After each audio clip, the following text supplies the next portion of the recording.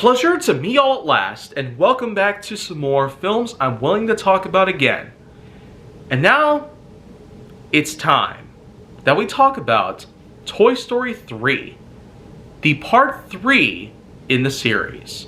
But first, let's talk a little bit about the prior history of Toy Story itself.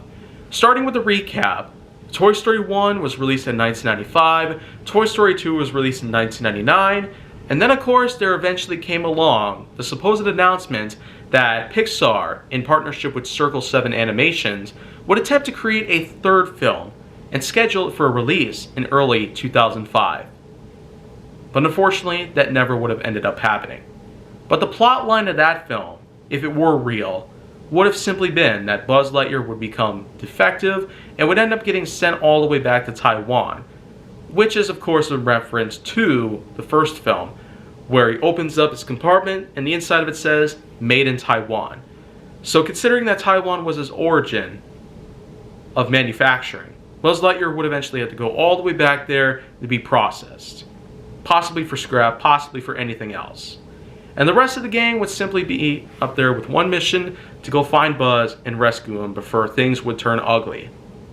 So, that's pretty much what you need to know about that whole entire thing. And the lore surrounding it, complete with a large wiki page that's pretty long to read, but when you really get a good look at it, it would have been an idea that probably would have been endorsed if it weren't for the closure itself of Circle 7 Animation. So, that's probably just one of many ideas that would have been put together, and if done right, could have probably been successful. But, believe it or not, when the real Toy Story 3 came out in June 2010, 11 years after the second, and 15 years after the first, it actually did things a bit better. So much so that it would gross up to over $1 billion American dollars in the box office, thereby making it one of the best known Pixar films of all time. And so, what it is simply put, Andy is in fact 17 years old, ready to go to college. The years have passed by, a lot of changes have taken place, character developments, arcs, etc. have all taken place over the years, with the first two films, but with the third one here, we are in fact able to find something all new within the series itself.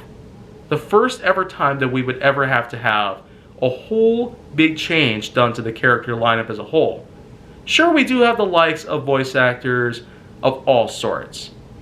The memorable voice roles of Tom Hanks, Tim Allen, as well as the likes of everybody else that we've known and loved over the years. Not to mention the signature John Ratzenberger, who's practically an influence on Pixar films overall, and would technically make an appearance in every single one of them. So, that's what you need to know there. But the main point here is the fact that the toys now have a huge decision to make. They can either go up into the attic and remain there as long as possible to ensure that they will not be thrown out in the trash, or they might try to get themselves onto college alongside Andy, so they could always be with them on his side forever and ever. But of course it gets a little complex, as they do try to formulate a plan to ensure that Andy does in fact interact with them one last time before he goes off to college entirely, which only a few days are there for this exact event to take place. But then of course a lot of things would happen. Woody would eventually end up getting picked to go to college, whereas Andy would actually throw the rest of the gang in a large trash bag, intending to take them up to the attic, but ends up getting distracted by a few things, and would eventually, well, let's just say that the rest of the gang, while trapped inside the bag itself, they were not supposed to go out to the curb, but apparently they did. And Woody ends up going after them to try and make sure that they get out of there alive. But a lot of things end up happening there. The moment that the trash truck would come by and actually pick up the trash, Woody would assume that they all get crushed by the hydraulic press inside the hopper itself. But thankfully, all of them managed to escape before they got grabbed by the garbage man entirely. And they were able to successfully escape thanks to a recycling bin that was situated outside of the house as well. They would eventually escape over to the garage, where they would all meet up together and simply discuss how they were simply going to just simply remain inside the vehicle, hoping to find out where it could take them. It turns out that where they were apparently going was Sunnyside Daycare. This was in fact a preschool facility that would allow for preschool children of all sorts to grow, learn, and play. And the toys themselves are rather excited to see that they are in fact able to potentially start a whole new life out there with all sorts of children in all sorts of ways possible. But you can just simply take it from anyone's perspective that the first time that the gang has an encounter with the children inside the Sunnyside, it was a living nightmare. Practically what we could have seen in many other ways possible. But yet, that's exactly what would happen entirely. Thanks to the works of the likes of the new line of antagonist characters led by Lotso Huggin Bear, whom is revealed to have had a bit of a tragic past. Supposedly, he was abandoned by his original owner and replaced. And so, this is actually what causes Lotso to have this sort of cold-hearted, monstrous sort of personality towards the rest of the gang entirely. And the many events that would kick off, from Woody eventually leaving Sunnyside to go try and find Andy, would eventually end up getting taken over to Bonnie's house. That is, of course, just around the corner from Andy's house. 1225 Sycamore, as the address is shown within the film itself. But by all accounts, do I necessarily need to hear about that sort of thing? Maybe not. But the point is, here in Toy Story 3, we get to see a lot of new things take place. It's not really going to be the same without Andy any longer, but it sure is going to be a whole new experience for the whole world to see. But, in the end, they do successfully manage to escape from Sunnyside.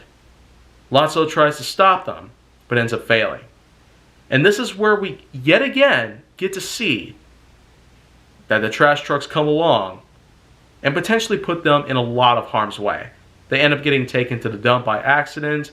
They get traveled around all over the place. Conveyor belts, incinerators, scrapers, cutters, all sorts of machinery, possibly killing them.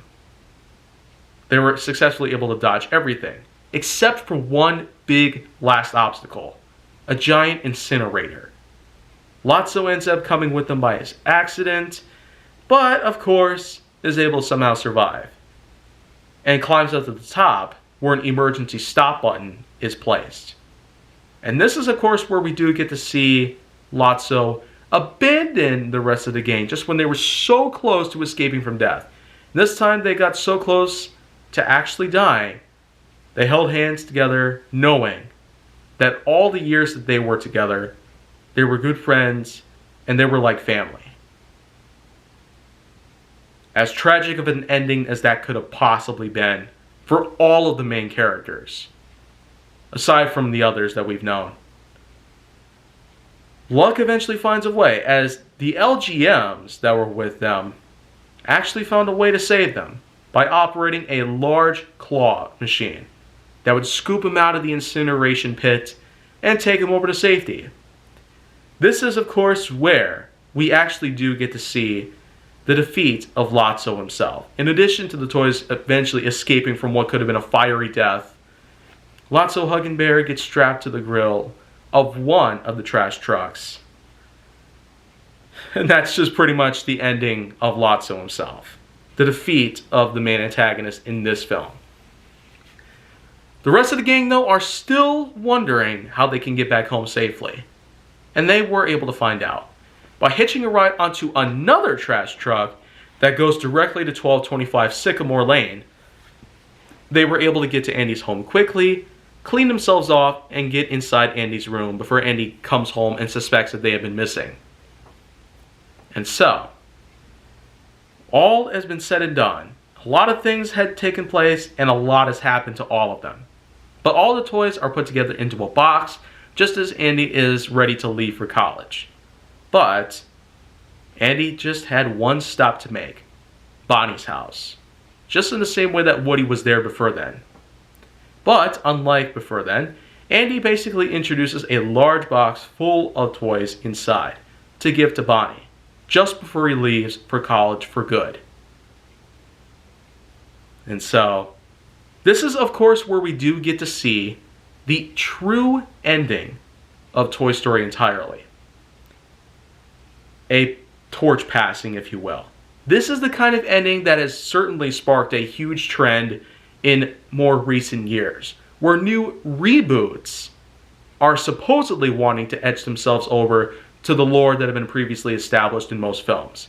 But in many times where they fail, this is one of the rare examples of a film successfully passing the torch down to a new generation.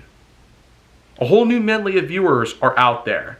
And in all of the years that had passed since the first film had hit the box office, as well as most critics, the Toy Story films have had a long run and being one of the best known franchises that Pixar has had to offer, alongside Cars, Finding Nemo, and The Incredibles, just to name a few. But in all cases, Toy Story 3 supposedly was what people thought would be the true ending to the franchise entirely. That is, of course, until 9 years later, Toy Story 4 would hit the scene, and it would become even more of a success than the other three. I've already covered that one in films I should have talked about years ago last year, so you can be sure to check out that episode if you so choose to do so. But until then, that's just pretty much all you need to know about all three of the Toy Story films that were out before Toy Story 4 hit the scene and managed to make a much bigger box office success and achieve a lot of reviews out there on the positive side. With that in mind, if you want to see more, go down to my channel, then make sure that you like, subscribe, comment, follow me on social media, and stay on the Hollywood side.